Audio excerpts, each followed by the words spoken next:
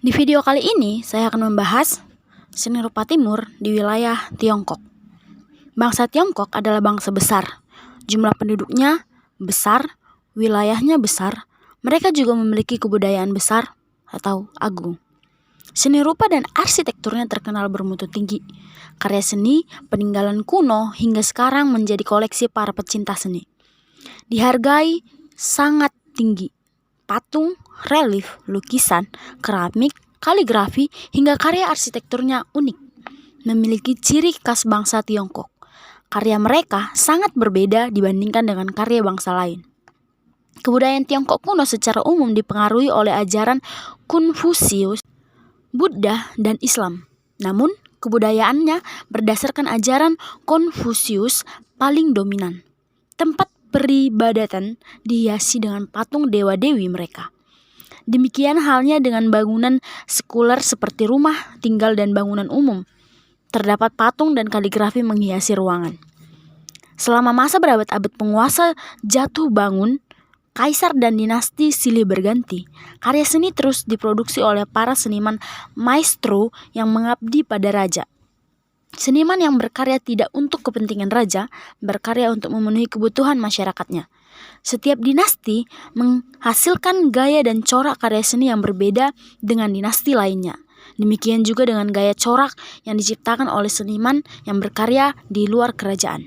Dinasti adalah keluarga yang memegang kekuasaan turun-temurun selama beberapa generasi.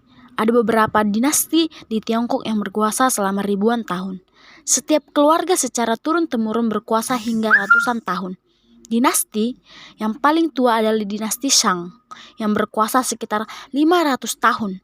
Sekitar 1570 hingga 1045 sebelum Masehi. Meskipun kebudayaan sangat tua, kebudayaan logam sudah mulai dikenal. Berbagai macam senjata dan karya seni terbuat dari batu dan perunggu. Dinasti berikutnya adalah dinasti Zhou. Berkuasa sekitar 1045 hingga 256 sebelum Masehi. Pada dinasti ini sudah mulai diciptakan karya seni dari berbagai macam logam, dari perunggu hingga emas. Karya seni berupa juga dibuat dari kayu, sutra, dan keramik. Selain itu juga telah dikenal luas pemakaian kaca cermin dan bel dari perunggu.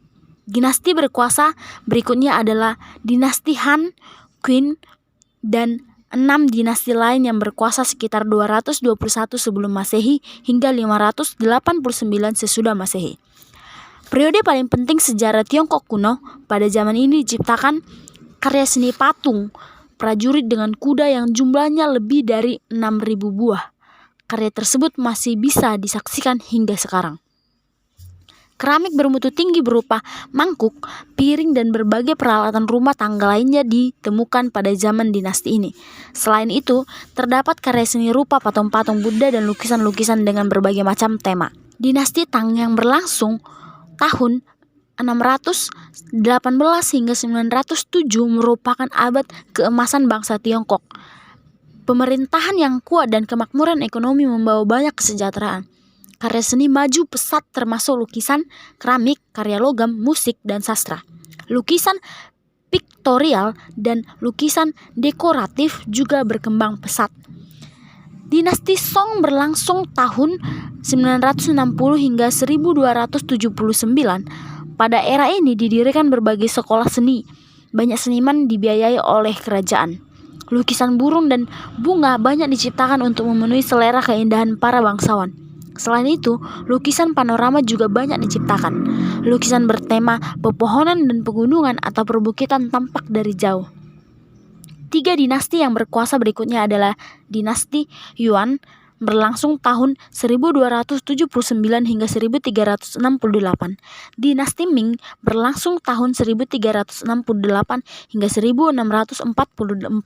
Dan dinasti Qing berlangsung 1644 hingga 1911.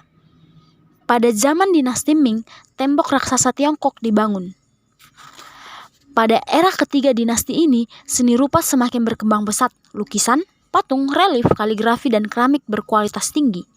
terbuat dari berbagai logam mulia, kristal, batu mulia, kayu, bambu, kain sutra, dan berbagai macam bahan bermutu tinggi lainnya. Memasuki abad 20 hingga kini, bangsa Tiongkok bermetamorfosa dari bangsa tradisional menjadi bangsa modern. Mereka tidak hanya hebat di bidang seni rupa, mereka telah menjadi kekuatan ekonomi, sosial, politik, budaya, dan militer terdepan di dunia. Bangsa Tiongkok memang bangsa besar.